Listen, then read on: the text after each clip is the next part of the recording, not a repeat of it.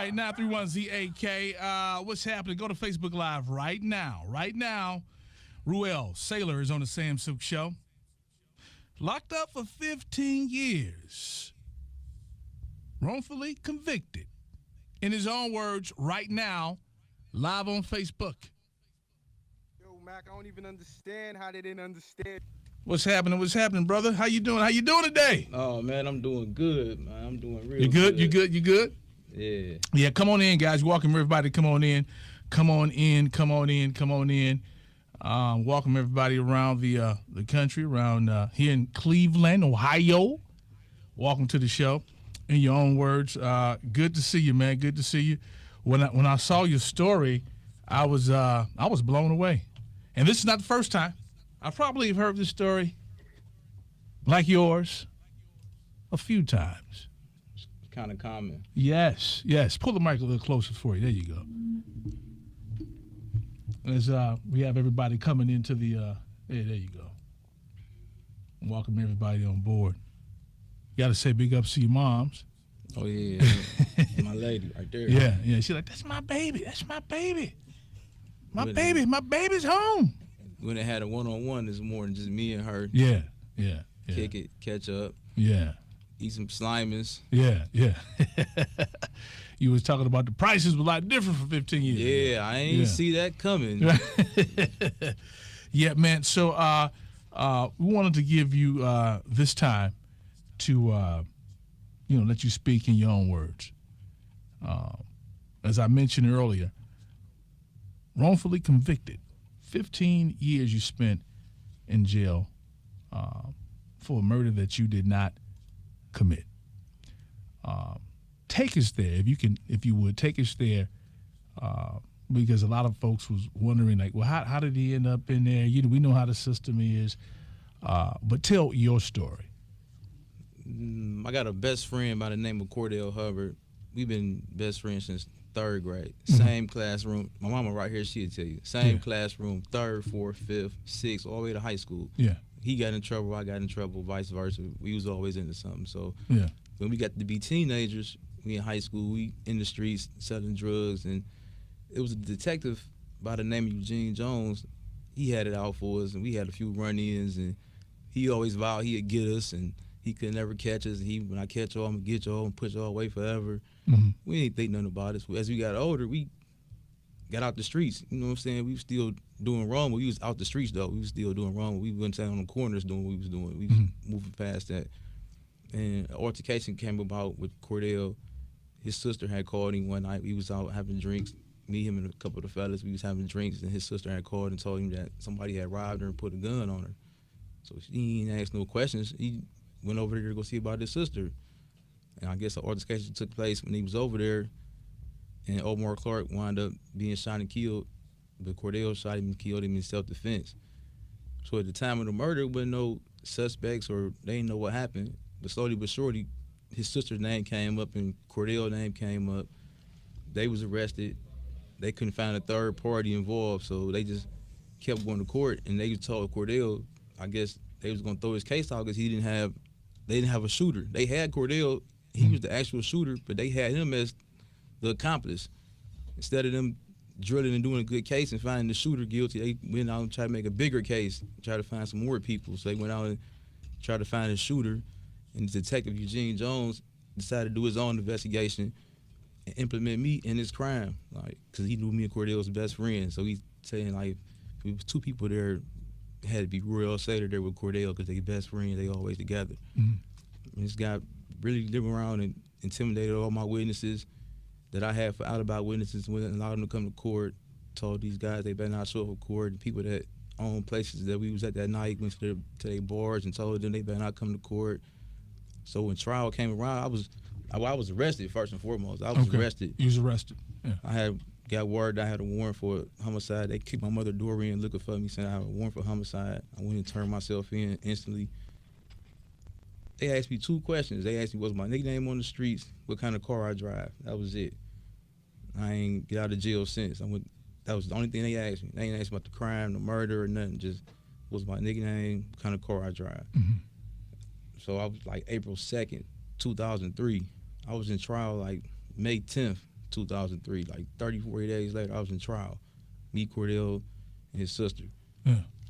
I'm being charged with murder, like aggravated murder. I ain't seen nobody get killed or nothing. And all these witnesses that's coming to court, You wasn't even there. I went nowhere near it. Nowhere near it. Nowhere near it. I was in 260th and Euclid when this happened. This crime happened on 105th, Inglewood. I'm just blown back. Like, I don't even know what's going on. Mhm. And they keep saying the shooter was light skinned. All the witnesses, that's 2 light skinned dudes. And I'm sitting there like, I'm the only body that's seeing this that I ain't light skinned at all. Like, it's 12:30 at night. I could never be light skinned 12:30 at night. I ain't light skinned 12:30 in the morning. So I'm like, man, we gotta. I don't know. It was a whirlwind. Like, but this cop Eugene Jones' name just kept coming up. Like, but the courts weren't even paying attention to it. They weren't even trying to hear it. He wasn't even signed to the case. He a narcotics detective. Okay, He ain't all even right. a homicide Got detective. it. Got it. So when I saw the news was the judge said that if you would have said something that you wouldn't be in there, something along those lines. Like, Yeah, she said if I wouldn't have lied in court, I wouldn't be in prison, which is not true. We was doomed regardless. Like, it was already, the fix was already in. Like, me, did you lie in court? yes, I did. Okay. Yes, I did. And the lie was what? The lie was that I told on the stand that me and Cordell was together the whole evening, which was the truth, but I embellished a little bit because I said that he left with me in my car and we drove to the next bar together, which we didn't. But I had to get on the stand because I ain't had no other choice because I ain't had no alibi witnesses for myself. So when I got up there, they asked me where I was at, and I'm telling them I was at the bar. So he's like, where Cordell was at? And I'm like, he's at the bar with me. And so you That's my felt brother, so I wasn't about to be like, oh, yeah, I don't know where he was at, or I don't know nothing, or he was over there. He was with me. Like, Yeah, because you know, I'll be honest. We all kind of was wondering about that part. I've been honest about it the whole time. Right. And so you told that part. Yes. When did you come back? When did you come back and tell that you was not actually with him? Was it? When we got sentenced, we got found guilty, and then we had another court date. We went for sentencing. Cordell told the courts right then and there, like, I wasn't there. He banked on my innocence to beat the case, that I wasn't there. Another gentleman was there with him. I ain't even known about it. I wasn't nowhere near the scene of the crime or anything like that. So the courts totally ignored it. Him saying that alone automatically make me a liar, saying I perjured myself because I said that he was with me. So they didn't believe me. They was like, whatever. they like, y'all Whatever. playing games. So Yeah. I had to schedule a hearing. They gave me a hearing where you file a motion for a new trial with new evidence. My new evidence was this man saying he the shooter when I've been found guilty as the shooter. Now he telling y'all I wasn't there. Yeah. So I was given a hearing where Cordell testified on the stand under oath and told the whole entire truth, that he shot and killed this brother, that it was in self-defense, that I wasn't with him. Another gentleman was there, and that gentleman didn't do nothing wrong. He tried to be a mediator to the situation. It was just a bad situation that went down the wrong turn. So this judge instantly denied me a new trial right there on the spot. Like, she didn't think for 10 minutes. As soon as he got off the stand and went back and sat down, she was like, there ain't enough evidence for a new trial. That wouldn't affect the outcome of trial, which don't make sense. You saying that if the jury would have heard this man get on the stand during trial and admit he shot and killed Omar Clark, that I wasn't there, the outcome could have never been the same. And so I want to go back to when you said that you felt like, hey, it's already fixed. So I'm gonna say that he was with me because they not believing anyway. It wasn't even so much that it was already fixed. It was just, I wasn't about to tell on my best friend. Like, that's my brother. So I wasn't about to be like, I wasn't about to put him in a position where it was like, you on your own, I'm on my own, I ain't got nothing to do with you. We in here together, so whatever, I already know it's looking fishy regardless. These guys that came here, we just watched these guys come on the stand. One guy just came on the stand and said he never saw the shooter. He couldn't see nobody. It was dark outside. Got off, talked to a detective, got back on the stand and said he's 100% sure he seen me shoot his friend. Like, so it's already, you could tell that they ain't playing fair, and the judge is allowing them to do everything they want to do. So when I got up there, it was, if I'm doomed anyway, I'm not gonna throw my best friend on the bus. I just feel like, Do you regret it? Do you regret? I regret about making that decision about getting on the stand. Period. I should but I didn't know what to do at the time. I was young and How old were you? Let's go. That's 22 years He's old. 22 years old. My first time Okay. being inside of a trial, and only been in jail for 30 days, Mhm. aggravated murders, just all type of stuff going on. So my lawyer like, you don't have no alibi witnesses. I can't defend you. You don't got nobody coming to court. So you had, out of everybody you knew in the street, everybody you knew around the neighborhood, you had nobody that was. See, the guys I was with that night, these guys Yeah. was in the streets. Gotcha. So you got this cop that know all of us. He know where all our mothers live at. He Mhm. a neighborhood vice cop that grew up around all of us. So he know everything where we at. So Yeah. he pulling up. I got transcripts and affidavits from these guys that they had to wait till he retired. Literally wait till he retired to come forward in my behalf and be like, Wow. man, dude, my attorney right here, like, dude told me not to come to court. He's gonna make it look bad for me. This same vice cop then gave me a false drug case before. One of my drug cases I have is because of this vendetta. So we know how he plays. So it's like I can't put them guys in that position where I know these dudes in the streets. I can't be like, man, you gotta come to court for me. And I know that he gonna do something to have them in jail later on down the line. So I had to take it how it come. There was a lady that owned the establishment that we was at that night. He went and told her he's gonna get her bar shut down if she go to court. She still ain't came forward. I'm out. She still don't want to come forward because she's scared of the situation. Wow. So what was it like after 15 years? You know, what was knowing getting out like, or knowing the doing- whole prison? process. You know, knowing what happened, It was knowing hard. you could have told. It was hard. It was hard. yeah. Man. It was hard. Like it was some very, very hard days. Like it wasn't more so about me, cause I know what I signed up for. Mhm. You see what I'm saying? I'm a man of integrity, so I know what I signed up for. Mhm. I ain't go to school, play ball, go to college. I went to the streets. I know what come along with it, and I Yeah. know me being in that courtroom, and that's my best friend. Where I came up and how I was raised, that ain't what you do. And see, people in the society world, they don't look at it how we see it because my mother lived 2 streets down from his mother. My mother in that neighborhood. So if I told on my best friend, like, I'm putting my family in jeopardy, what's going on? They got to deal with that backlash. I got to deal with that backlash, and I just ain't built for that. Like, so it wasn't an option. I regret what I did and how I did it, but it was just how I am. What do you tell young people who maybe actually now may be in that situation that you were when you were 22? I don't want to glorify nothing I did. I don't want y'all to think it's cool. I just feel like when it comes to loyalty, we got a misunderstanding about loyalty. Is we think that we got to do everything somebody wants us to do, and that make us loyal, and that's not the case. Like, the case is, if you don't want to do something, you just say you don't want to do it. If that's your true friend or that's your brother, that's your family, they loyalty comes in now because they got to respect it. You see what I'm saying? It's like, it ain't about if somebody come to get you like, hey, Sam, ride me over here, I'm about to do this, and you like, no, man, I can't do it. I got kids in the house. You ain't being disloyal to me. You being a man to your family.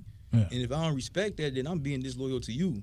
Yeah. And that's what's going on right now. People using loyalty as a card, like, oh man, you ain't gonna do this for me. You ain't loyal. You ain't my brother. Like, no, that ain't how it go. You supposed to be honoring what I got going on and respect my word as a man. Yeah. And so, how's your relationship with you and Cordell, correct? Just still my brother. Yeah. Still my brother. Like, I mean, I know that we all know the truth now. Like, I never not once doubted what he said. He told me he killed that brother in self-defense. And, you know what I'm saying, no disrespect to Omar Clark and his family, because, you know what I'm saying, they suffered a loss. So I don't want to speak nothing bad upon him, but the truth is the truth. Like, these 2 people was in the streets, and they both had weapons, and one made it out, one didn't. You know what I'm saying? And everybody don't know the true facts of this case. That's why the courts don't want to give me a new trial. They've been blocking me for 15 years and giving me a new trial, because if I go to a new trial, all these facts come out. Everything they did wrong come out in a new trial. They don't want to expose that, so they twisted my arm and gave me this deal. And they knew I wanted to come home, and at the time, I would have took any deal they would have came with to come home and see my kids. Yeah. Tell me about the kids. Tell me about your kids. Oh man, I got a whole basketball team, all girls though, man. How many kids, man? I got 6 daughters. I got 9. My fiance got 3 daughters. I got 9. I got 2 beautiful grandbabies I came home to. My oldest daughter, she 21. She got 2 kids. While I was in prison, I came home. It's crazy. That's how I know I was gone for a long time, because she was, right before I left, I threw her a 6-year-old birthday party. Man. I come home, she 21 with 2 babies, graduated high school. Wow. My firstborn, my biological firstborn, she's 17. She about to graduate. Yeah. Took her by her prom dress. Like, that was the most heartfelt moment I had since I've been home. Like, that What was the first word said when you saw your kids and moms, the whole family when you were I released? just hugged everybody. I couldn't believe all them people showed up for me. I'm like, Yeah. I'm in the bullpen. They keep telling me, like, man, they waiting on you out there. It's been like 4 hours. So I'm like, they probably gone now. Everybody probably done left. Right. Got tired. It's dark. Man, I come out there, it's 100, 200 people out there. My knees got weak. I say, all these people came to see me walk up out of here. Like, Yeah. I couldn't believe it. It's beautiful, man. And for those watching, this is Kim, the attorney. Hi. How you doing? Great. How are you? All right. And so when did we get word? When did you get word that he was coming home? It happened this time. The first time or the second time? How many times were there? You know, there were times that on our own enthusiasm, we believed something was happening when maybe it wasn't, and then there were times when things were communicated and then didn't happen. But it was like mid-March. I got a call.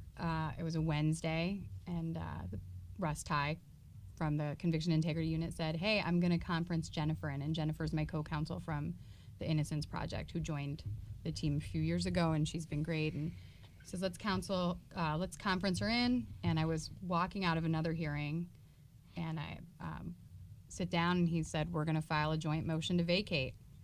And it was almost hard to believe. You know, there were so many times in this case where we thought we had nowhere left to go.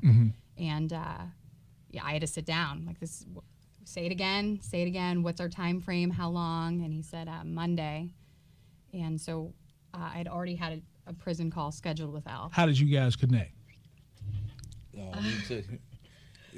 I got a call one day from Al, and he's explaining to me his case, and I was a brand new lawyer, maybe a year out, and he's explaining to me like, oh, I'm down on this murder, the real shooters confessed, and I knew what the legal standards were, and I'm like, man, we can do this. What's the problem? You know, This is good evidence. What's going on here? And I start to look at the case, and I see that the murder happens in November. Ruel doesn't show up anywhere in any investigation.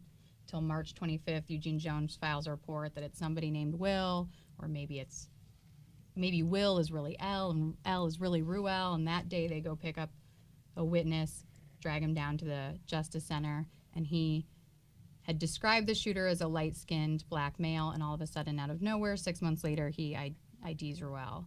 And, you know, just being a young lawyer without maybe enough experience in the system, I thought, of course, this is obvious. This dude's innocent, and the system has to have a way to correct this wrong. And I was wrong. It doesn't. The justice system does not, in fact, have a way to correct this wrong. And thankfully, there came a national trend for conviction integrity units, which is a way for you to get review on cases like Ruel's, where there's not DNA, there's not scientific evidence. How many cases do you think are sitting there right now? How many cases? What you just said?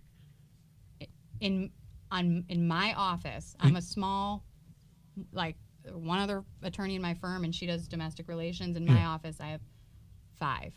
5 cases that rest on 0 physical evidence, 0 DNA, 0 scientific, forensic, nothing. It's just this same kind of witness testimony. They give multiple stories. And they're in jail They're right not now. consistent. The witnesses were given deals. The witnesses were on drugs at the time of the offense, and the witnesses have never given the same story twice. And they're in prison on life sentences. Wow. I saw one of them this morning, and they just said, well, Al's case gives us hope. And then he's like, well, what's my next step? And my answer is still, I don't know. I don't know. We still don't have a way to do it. I have New about trial 2 minutes left. What's next for you?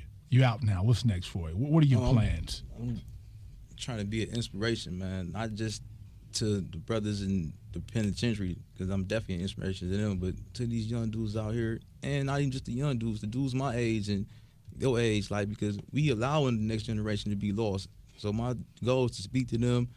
I got a business I'm working on, shuttling families back and forth to the prisons to see they family members. Because right now, man, it's a lot of brothers in prison that's isolated, like, and they got family out here, and people starting to give up. Mm-hmm. 'Cause that's what happened in prison. Like the inmate, they build a wall where you become miserable and you become isolated, and then you become comfortable, and then your family become comfortable. And once your outside world comfortable, you ain't got no help. Got it. And it's all designed like that. So I'm trying to get these shuttle buses, a bus, a van, whatever, and make it affordable where guys can see their family and get that connection going. And I just ask everybody out there, if you got somebody in prison, just ask what they need done. My fiance just made 100 calls, and my mom and them made calls and emails. Just that simple. That's bugging them people. Like, yeah. Letting them know, you know, yeah, hey, we here same for way you. you be on the phone tapping Instagram all day, make a call. Right. That's it. Real quick, ankle bracelet. Now that you was hit with a surprise on that. Yeah, like a Christmas surprise. Yeah. When does that come off? 3-4 months. I got 120 days. And that's because, Kim, why is that? Why is his ankle bracelet a part? If he's been freed, he's been cleared, he's been in jail 15 years, why the ankle bracelet? It was not part of any agreement contemplated by us or the prosecutor's office. The judge did it on her own. And the way the statute's written, unfortunately, post-release control is triggered when you leave prison, not when your sentence is over. So even though he served much, much longer than his time, we're definitely going to address it. It's an injustice. It's a wrong. This was not contemplated by the legislature. I think it's probably the first case. Mm-hmm. I don't think anyone ever imagined a judge would put someone on an ankle monitor after they're exonerated. Tell me about the GoFundMe. I got 60 seconds. GoFundMe page. Oh, the GoFundMe is something that the Innocence Project and Kim, my lawyer, they came together and built for me to get me on my feet. Because, you know, you get sit out of prison, guilty or innocent, they don't give you a dime. They don't give you nothing. So they helped me get on my feet so I find employment. El's got a lot of good work to do, but you can't do it with nothing. So we just need to get him back on his feet and give him some resources to do the good work that this experience put him in the position And to do. what's the page? It's GoFundMe, Ruel-Saylor. Homecoming. Homecoming. All right. Hey, man, I wish you well, brother.